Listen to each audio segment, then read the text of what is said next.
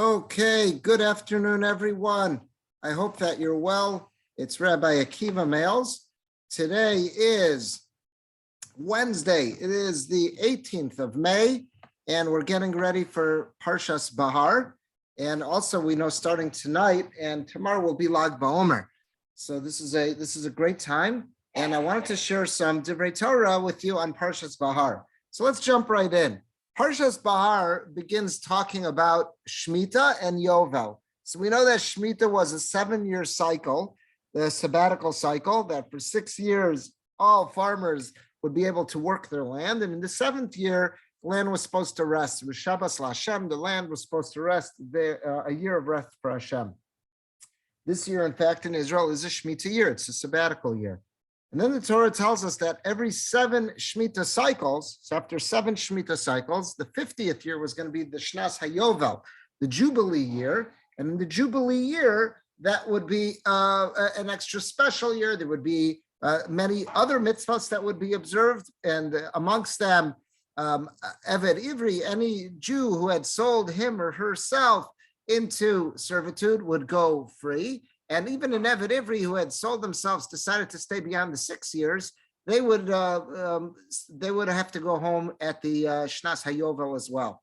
So the pasuk tells us as follows in Perek Chafhei, that's chapter 25, pasuk Yud, verse 10. V'kidashtem es Shnas HaChamishim Shana, that the Jubilee year, the Shnas HaYovel, shall be sanctified. Ukrasem dror ba'aretz l'chol yoshveh. You should proclaim freedom or liberty for all the inhabitants of the land. Yovel he, this is the Jubilee year. Everyone will return to their property and everyone will return to their families. So that's when all Avadim Ivrim, any Jewish indentured servants, will all go free and they'll all go back to their homes. I saw a beautiful idea from Rav Zalman Sorotzkin in his Aznaim LaTorah. He says, if you look at this pasuk, and by the way, this verse should look familiar to everybody because it's on the Liberty Bell. It's on the United States Liberty Bell about proclaim liberty throughout the land. Our founding fathers really saw great value and they gained inspiration from this pasuk in the Torah. So the pasuk says, "V'karasim dror ba'aretz," that you should proclaim liberty in the land, l'chol yoshveh, to all of its inhabitants. Notice how the pasuk didn't say that you should proclaim liberty for all the avadim ivrim, for all the Jewish indentured servants. Why does it say l'chol yoshveh, for all the inhabitants, which seems to imply that there will be a sense of liberty that's felt by even those who were not avadim ivrim, even those who were not Jewish indentured servants. So how do we explain that? So look at this Reb Sorotzkin piece. Beautiful. Ukrasam dror ba'aretz l'chol yoshveh. You should proclaim liberty throughout the land for all of its inhabitants. Lo rak la'avadim, not just to the servants, but even to the masters. How do you explain this? Why, if the servants are going free and we're going to start a whole new cycle, why is that a feeling of freedom or a feeling of liberty for the masters? How do you explain that? So look what Sorotzkin says. Yivur b'derech tzachos. I'll explain this in a little bit of a light manner. You might say a joking manner, but there's a little bit of a lightness to this. Al pi divrei Chazal, using one of the famous teachings of our sages, Kol hakona eved ivri kekona adon la'atzmo.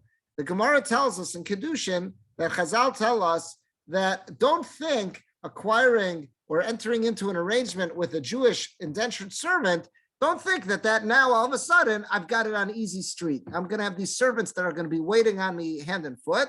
To the contrary, Kol hakona eved ivri, anyone who enters into this financial agreement with an Eved Ivri, with a Jewish indentured servant, kekona adon la'atzmo. It's like they've just bought themselves a master. So here it is. I think I'm buying a servant. Okay, might help me out a lot, but in reality, I'm buying a master. Why? Sharei, because the Gemara teaches, im yesh la'adon rak har echad. Let's say I only have one pillow. Yev shelo lishon alav. I'm not allowed to sleep on if I only have one pillow. Shnamar, because the pasuk says, Ki tov lo imcha. I've got to be good to him. What does that mean? If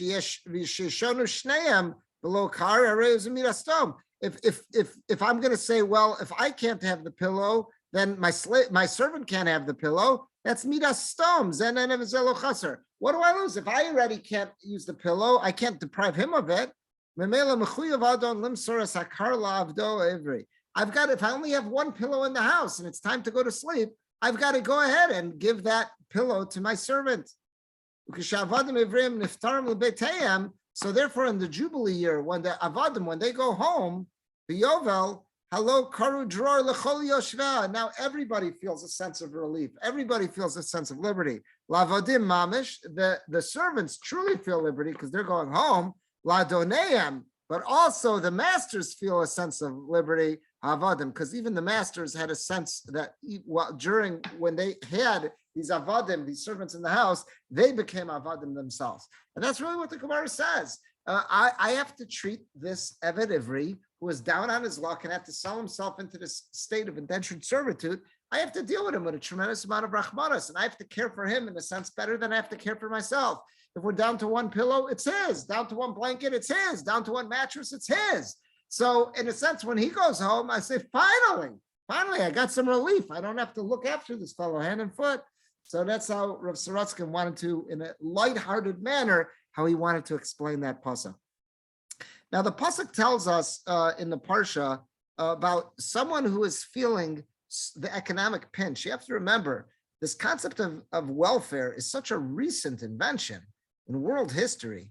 The concept of indentured servitude was very, very common, was that if someone economically could not afford to take care of themselves, so what would they do? They'd approach a family with means and they'd enter into some type of economic arrangement where they would say, look, I'm willing to be your servant in the house. I'll be your maid. I'll be your kitchen staff, whatever it is, but you have to take care of me. You'll have quarters. You'll have a coach house where you're going to take care of your servants and you'll meet all of our needs. You'll put a roof over our heads. You'll provide for us meals, clothes, whatnot. But of course, you've got to treat me well, but we're going to enter into this feeling of indentured servitude. This was very, very common until recent times. So the Torah's level of indentured servitude is the institution called Eved Ivri, or an Amma Ivriya, a Jewish servant, or an Amma Ivriya would be a Jewish maidservant. And there was this idea of being in this position, this economic arrangement of indentured servitude. And again, it would last until the Shemitah, until the end of the Shemitah cycle. And then if someone really wanted to stay because they don't want to fend for themselves and they like the home that they've been a part of, so then they could agree to stay until the Yovel. So the pasuk also tells us, though, but someone might enter into a very difficult economic situation where they cannot find a Jewish family who will take him in as an Eved Ivri, and they might go to a Ger Toshav. A Ger Toshav is someone who is not Jewish, who has agreed to live in the land of Israel and keep the 7 Noachide laws, the Shiva Mitzvahs B'nai Noach, renounce idolatry, and live in the land of Israel, but they might also need some help on the ranch. So they might have an advertisement out there too that they're looking for an indentured servant. So if there's a Jew out there who's so poor and so broken, he couldn't find a Jewish family to take him in as an indentured servant, he might enter into such an arrangement with a Ger Toshav. So let's see what the pasuk says. Ger Toshav imach. If a resident non-Jew gains wealth, meaning someone comes in to live in the land of Israel as a Ger Toshav, and they find themselves in a position of economic prominence, and then in the land of Israel, there's a fellow Jew who, just as Mazel has it, this person is broke, and sells himself, meaning he enters into this economic arrangement of being an indentured servitude with the family of this non-Jew, with the Ger Toshav. So the mitzvah is on, the pasuk says, Memphis, Acharei nimkar gulati alo, after he's sold, he shall have his redemption. Meaning this fellow out of desperation sold himself to this non-Jewish family. It's now a mitzvah upon his relatives to redeem him, to buy him out of that indentured servant status. Why? Because we feel bad. Nebuch, this guy is down on his luck, but he should be living in a non-Jewish house, in an atmosphere that's not conducive to Torah and mitzvahs. Even though this Ger Toshav has to keep the Zion mitzvahs, B'nai Noach, the 7 Noahide laws, it's not the Jewish atmosphere that our brothers and sisters deserve to be living in. So therefore, if any of our relatives sell themselves as an indentured servant to a Ger Toshav, it's incumbent upon us to try to redeem him. Memtes, O Dodo, Ben Dodo, either his uncle or his cousin, Yigalenu, someone should redeem him, or someone, one of his close relatives should redeem him,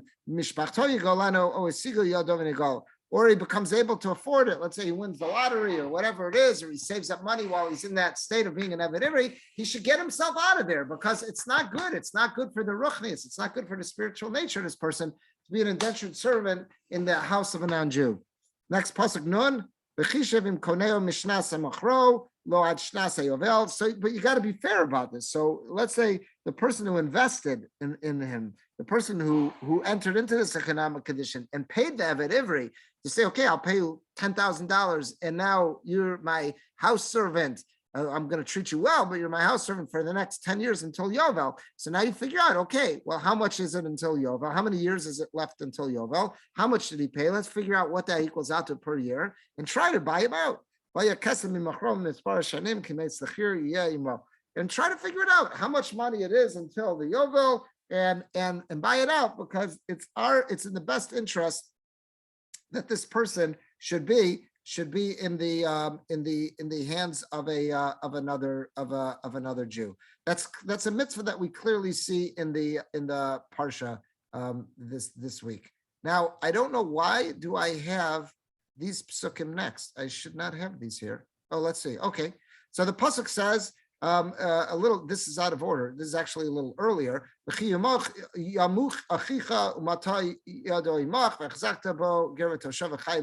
Your brother becomes destitute, his hand falters beside you, you shall support him. Okay. Fine. He says, don't take any neshech, don't take any interest. In other words, if someone really falls on hard times, before he gets to the point of selling himself as an eved, so we want to see what can we do, perhaps loan him some money. So our first obligation is to, I'm sorry, I had these psukim out of order. Our first obligation is to try to see what can I do to loan this fellow some money so he can start up a business, do something to make certain that he doesn't have to sell himself into indentured servitude. And when I lend him that money, I should lend him the money without interest. There's this idea of a Hebrew free loan society, Gemilas Chasadim, a gemach, is that we don't want to charge, we're family. We don't want to charge one another interest. Al tikach mito neshech, don't take any interest from him. V'tarbis yiresem elokecha v'chei achicha imach. And the brother should live with you. He should not suffer from interest. So I saw a beautiful idea here in Sefer Torah Ladas. He quotes a you'll see he's going to quote the Chiddushei Arim. Let's see what it is. So the pasuk says v'chei achicha imach, and that your brother, your close, your fellow Jew, should be able to live with you. He shouldn't have to sell himself into indentured servitude. So he quotes the Gemara in Bava Metzia. It says, Darash Rabbi Akiva. Rabbi Akiva learns, Mea Pasuk, V'chei achicha imach, that your brother should live with you. What does that tell us? Chayecha kodmin l'chayei chavercha. Your life comes before the life of your friend. Because look at the order of the pasuk. The pasuk says I have to be nice to my fellow Jew. V'chei achicha imach. Do what I can to enable my fellow Jew to live with you. That implies I'm taken care of. That's the priority. Now I have to do what I can for my fellow Jew. So Rabbi Akiva was the one who learns V'chei achicha imach, that my life comes first. I first have to take care of myself. Once I take care of myself, then I take care of my friend. But if there's ever a situation where the question is, who there's one cup of water and we're in the desert, who drinks it? Chayecha kodman. My life comes first. I have to take care of myself. So look what he says, quotes from the Chiddushei Arim. Chiddushei Arim Zatzal Kasav, the Derech Drush. The Chiddushei Arim was the first Rebbe of the Ger Rebbe. So he says as follows. Yisrael Meir Alter was his name. Kasav B'derech Drush. He says as follows. Shirak Rabbi Akiva Yachol Lomar Zeh. Only Rabbi Akiva could have said this. Meaning what? Only Rabbi Akiva, only someone as sensitive as Rabbi Akiva could have said the drasha of Chayecha Kodman. That if someone has to decide who comes first, we look after ourselves first before someone else. Only Rabbi Akiva could have taught this. Why? Because Rabbi Akiva is quoted as having taught us in the tractate of Brachos. My entire life, I was always in pain. So Rabbi Akiva, when he was brought out to be killed, we know that Rabbi Akiva was killed by the Romans because he was teaching Torah in public. So Rabbi Akiva's students, they came to speak to him before he was executed.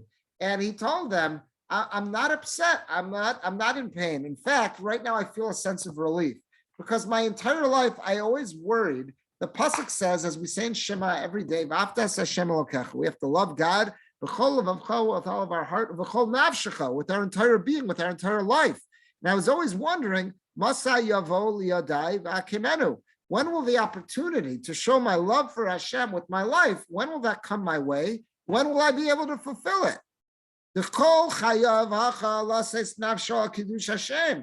he says that what did he always wanted? Rabbi Akiva was the one who he wanted to see, will the opportunity ever come my way that I'll be able to surrender my life, I'll Kiddush Hashem, that I'll be able to be Mekadeh, I'll sanctify God's name for basically being executed because I would not flinch on the Torah's commandments, and I kept teaching Torah in public. So here's Rabbi Akiva saying that I was bothered by when can I fulfill this mitzvah of Kiddush Hashem. So therefore, he says in Cain, therefore, Rak Adam Rabbi Akiva, only someone like Rabbi Akiva, only someone who has the track record already of Rabbi Akiva, only someone like Rabbi Akiva who taught us in Maseches Brachos that he loved Hashem so much that he was willing to sacrifice his life for Hashem.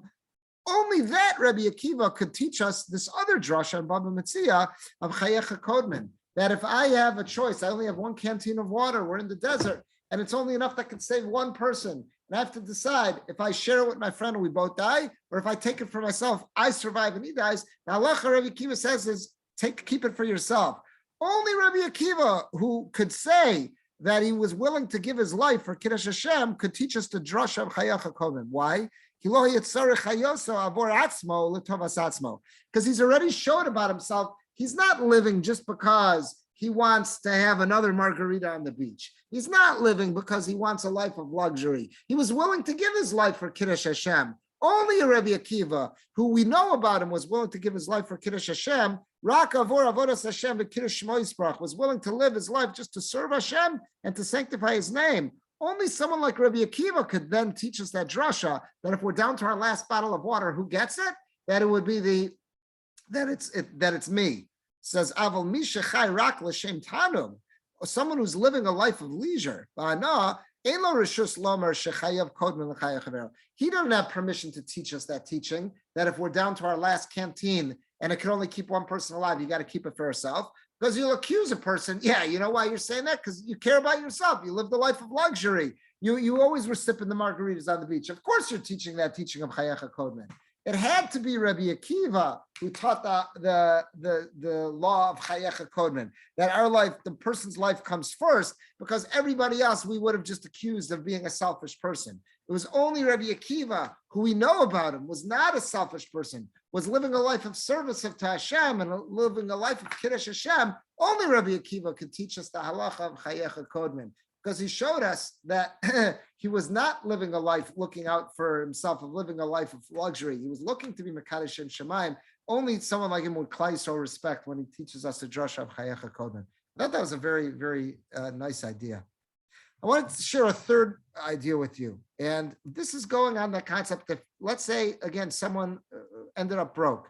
We tried lending them money, interest-free. It didn't work. They're still broke. And now they've sold themselves to a non-Jewish family. Our mitzvah is to try to be po to them. The Torah told us that we have to try to redeem that person, not let them stay in a non-Jewish surrounding.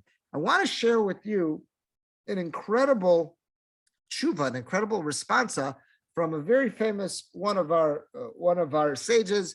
He's known as the Radbaz. Some people call him the Ridvaz, but the Radbaz, that's an acronym for Rav David ben Shlomo Zimra. So again, here's his name, it's Rav David ben Shlomo ben Zimra. So he lived, look when he lived. He lived so long ago. He was a Rishon. It's from the early commentaries, 1479 to 1573. It's amazing that he lived that long into his 90s at that point in world history without medications. He's often known as the Radbaz. That's the acronym of David ibn Zimra. So he was an early Achron of the 15th, 16th century. Some might classify him as a Rishon. Was a leading posek, Rosh Yeshiva, chief rabbi, author of more than 3,000 responsa.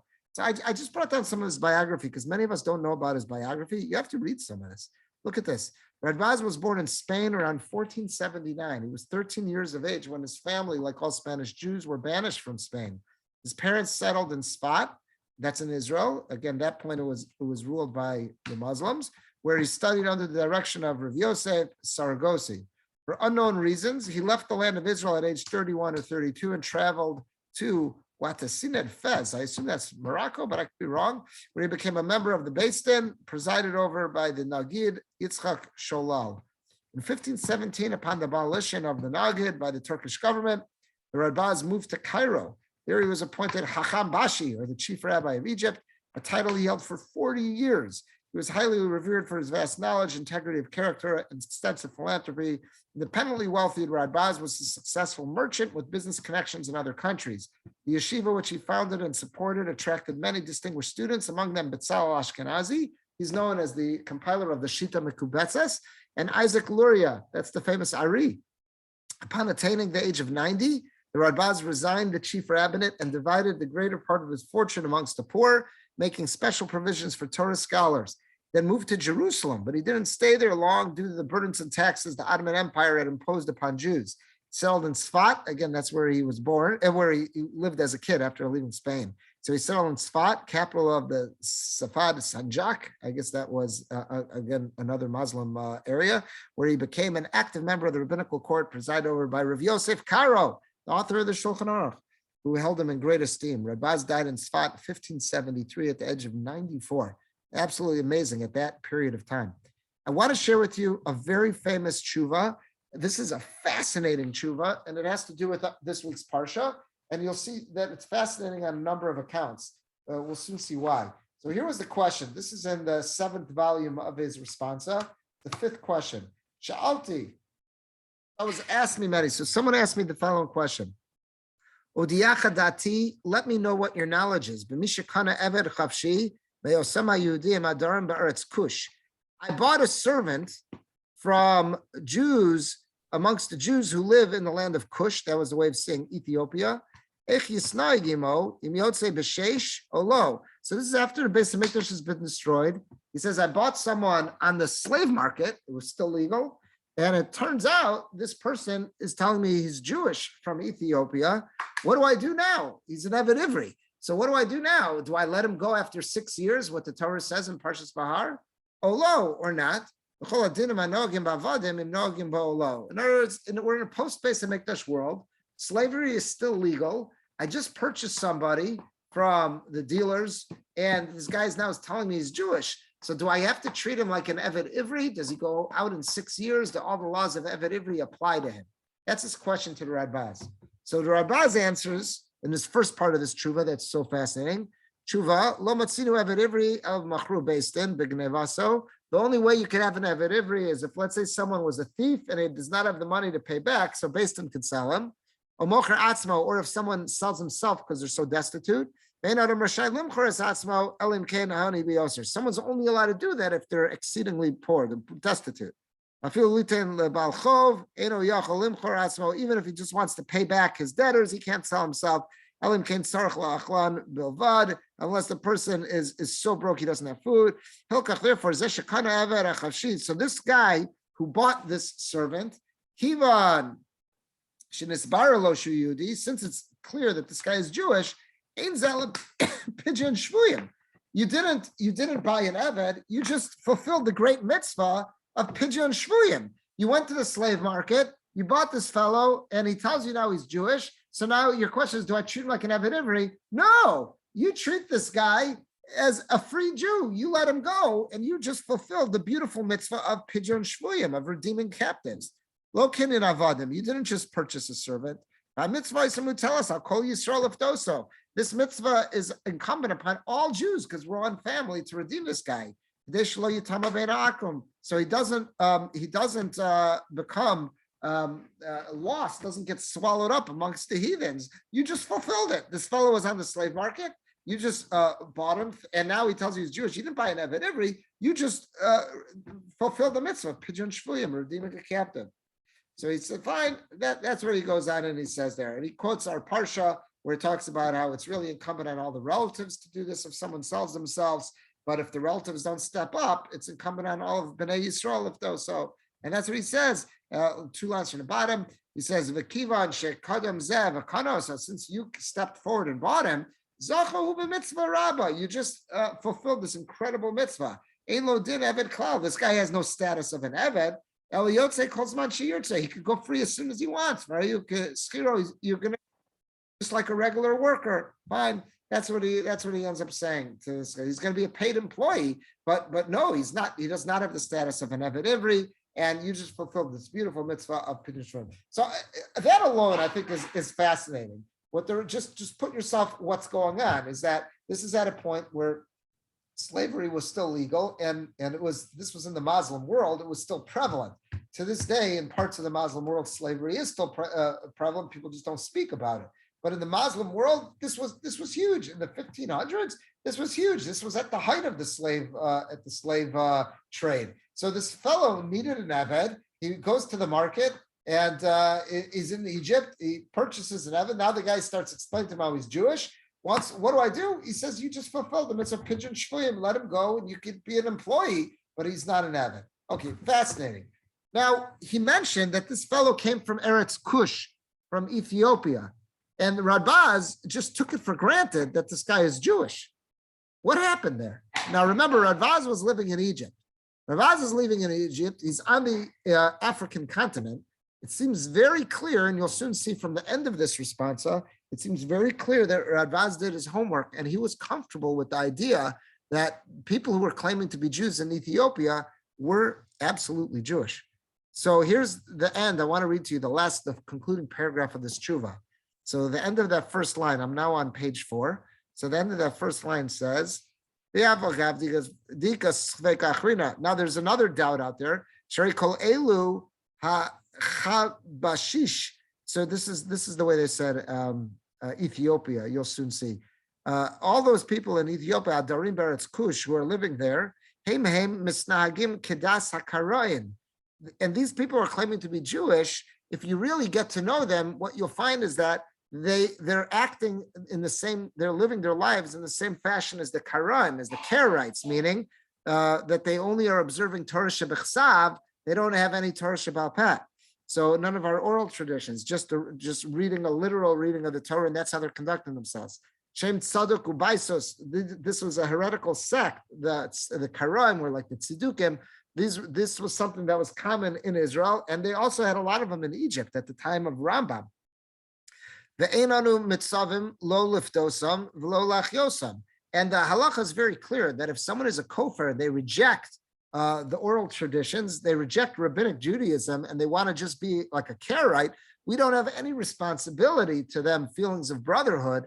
So why did Radbaz say that this Ethiopian Jew who's claiming to be Jewish, you have to fulfill the mitzvah of Pidyon Shvuyim, but in a sense, they rejected the oral traditions. They're only keeping Torah Shabbat B'chsav. So why do I have to treat them different than a Tzedukim? Why do I have to fulfill the mitzvah of Pidyon Shvuyim? So Radbaz is going to say there's a big difference. And he's going to tell us his understanding of Ethiopian Jewry. Let's look what it is. So he says, Mikol Makom nonetheless, about the 4th line. Mikol Makom, Mistabra li, it's clear to me, Kahani Mili Elu Shem Darim B'socha Rabbanim. When do we not have any feelings of brotherhood? To Karaim, to the Karaites, people who only keep Torah Shebechsav, that's talking about a group that knows about rabbinic Judaism. They live amongst rabbinic Jews, and they rejected it. That's what the Karaim were, and they were very prevalent in Egypt at the time, but they had started off at the end of the second Beis HaMikdash in Israel. They see the sages, and they know the words of the sages, and they ignore them, and they mock them. Al elu ve'al kiyotivim, on people like that, that's where we say Amru Maridin V'lo, that we don't redeem them in the event they get taken captive. That's what Rambam spent a lot of time writing about, this evil sect that was spreading about rejecting Torah Shabbat Peh. People who knew better, who were surrounded by it, and they rejected it. Those are the ones that we would say that if they get taken captive, we don't redeem. It's Kush, but these fellows were coming from Ethiopia. Haim Mishevet Dan. They are descendants of the tribe of Dan, Bili Safek, without any doubt. And And because to their misfortune, they did not have in their communities any learned rabbis, anybody who was Balei Kabbalah. That doesn't mean mystical Kabbalah. That means people who had the transmission of Torah Sheba'al Peh. Tafsulem Pashte Haksuvim. All they were left with was just trying to interpret things based on the literal understanding of the psukim. But if you were to teach them, they want to be part of the Jewish community. If you were to teach them, lo yu parkim divrei Rabbeinu zal, they would not reject the words of our sages. The way we have to relate to them is as a tinok shenishba, as a child who was taken captive by idolaters, and they don't know any better. So we have to have rachmanis on them, but we don't write them off. Teda shaharei tzaruku baisus b'bayisheni hayu. And I'll make another point. That heretical sect of the Tzidukim and the Karaim, their originators started in the days of the Second Temple. Shevet Dan, and when did Shevet Dan get kicked out of Israel? Galakodem. Shevet Dan was one of the 10 northern tribes that were ejected, exiled from Israel in the days of the first Beis HaMikdash. So there was a huge segment, the majority of Bnei Yisrael were banished from Israel before those heretical sects even began. So he's saying when you're dealing with these Jews, people claiming to be Jews in Ethiopia, what you are dealing with are, he says, beli safek, without doubt, you're dealing with descendants of Shevet Dan who had been kicked out, have been exiled from Israel, going back to the days of the first Beis HaMikdash. So you can't blame them that they don't know any better. There was no chachamim amongst them, no one who could pass down what Torah Sheba'al Peh was. They missed out on the whole era of Bayesheni, where we formulated the Mishnah and made things absolutely clear. They're missing all that information. So he says, even if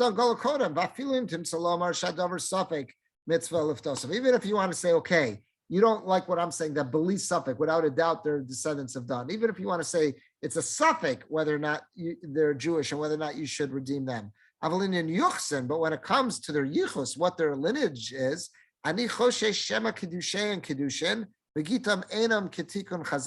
says here we've got a real problem, is because their kiddushin are good, but they don't know how to do a proper divorce. So therefore, what's the problem? So they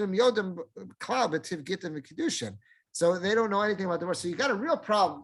He's telling us his stand on Ethiopian Jewry, people who were claiming to be Jewish there, was absolutely, they're going back to Shevet Dan.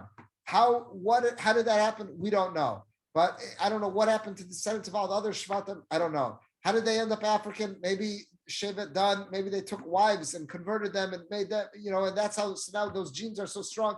Who knows? But he's saying they're from Shevet Dan.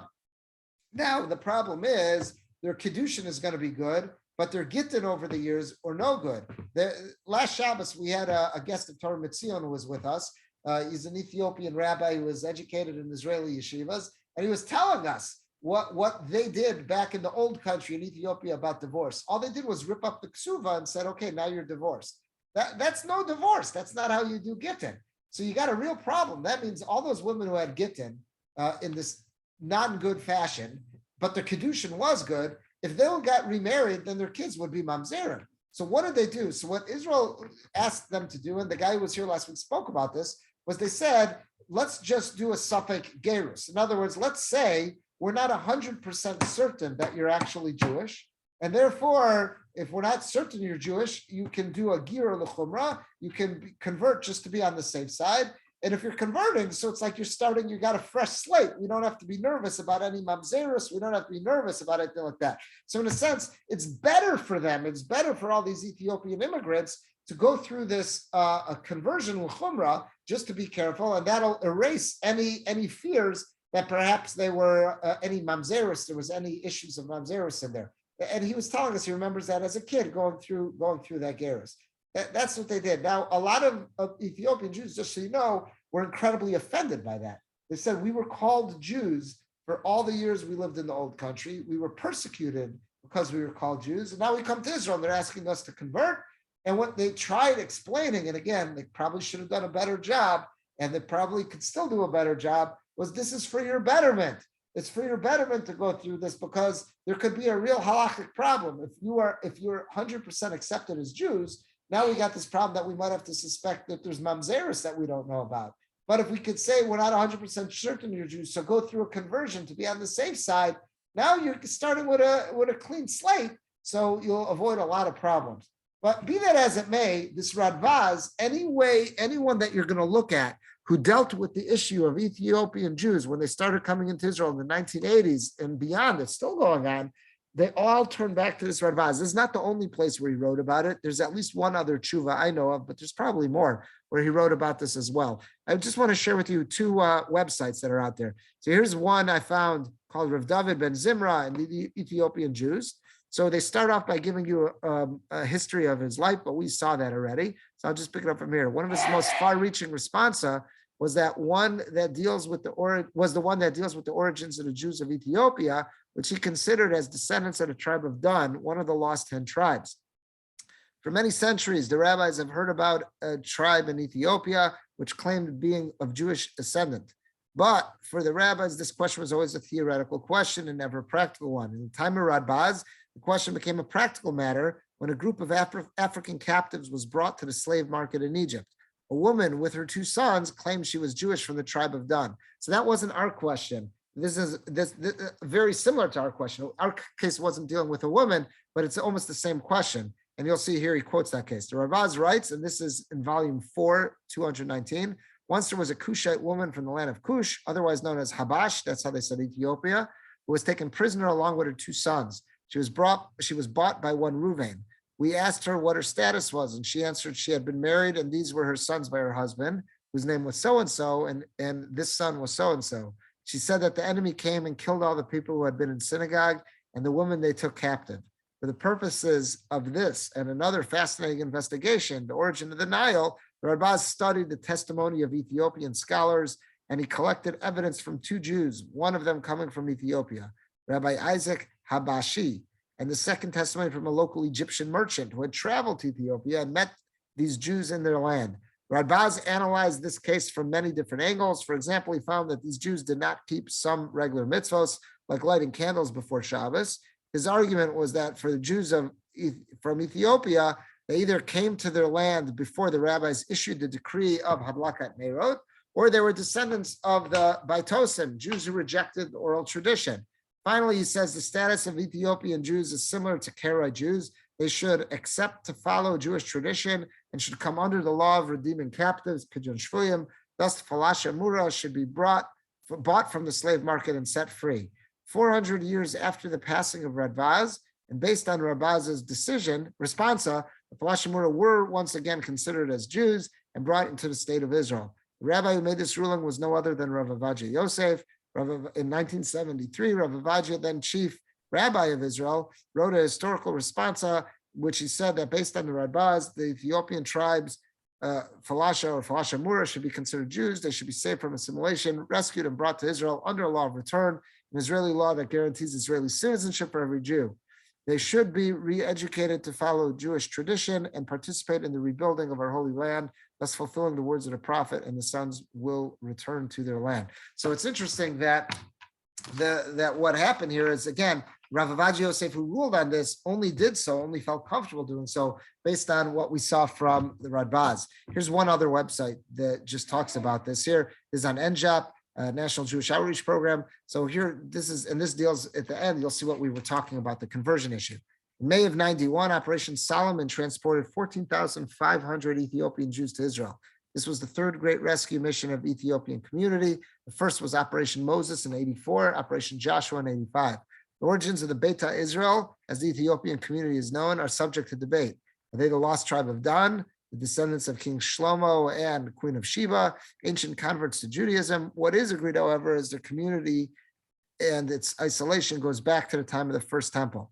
A very brief history. The Beta Israel lived in relative peace in the Gondor region of Ethiopia and were semi-autonomous until the early 1600s, when they were fiercely persecuted and denied the right to their own land. In the 1970s, dictator Colonel Mengistu Haile Mariam Marxist policies led to an increase in both poverty and anti-Semitism. In response to these events, rescue efforts began and ended and began again with the above-mentioned operations. The acceptance of the Beta Israel. A great many questions were raised about the authenticity of Beta Israel's Jewishness. Having been separated from the greater Jewish community for so long, before the codification of the oral law in 525 CE, their observance varied from traditional Jewish practice. They were still recognizable. Citing the 16th century Reb David ben Shlomo ibn Abi Zimra, Radbaz, again, there it is, statement of firm belief in the authenticity of Ethiopian Jewry. Israel's then chief rabbis, Rav Avaji Yosef, Sfardi, and Rav Shlomo Goren Ashkenazi, declared the Beit Israel to be Jews and were thus entitled to come to Israel under the law of return. Not all religious authorities, however, are in agreement, and it has become customary for the Beit Israel to undergo a symbolic conversion with immersion in a mikvah and declaration of acceptance of traditional rabbinic law. So again, you see that there's no way to deal with the subject of Ethiopian Jewry without dealing with the Radvaz. And the fascinating thing is the cases that the Radvaz were dealing with had to do with what's in this parsha. Because our parsha tells us about a scenario where a Jew is so impoverished that out of desperation, they sell themselves into indentured servitude, and sometimes even to non-Jews who would be willing to buy them. And it's a mitzvah on their family members or on all of Klal Yisrael to buy them out and to fulfill the mitzvah of Pidyon Shvuyim. And that was the case that the Radbaz was dealing with. We saw one case, but in the notes here, we saw a second case where it was with a lady and her two sons, that he basically gave the person a Yasher Koach.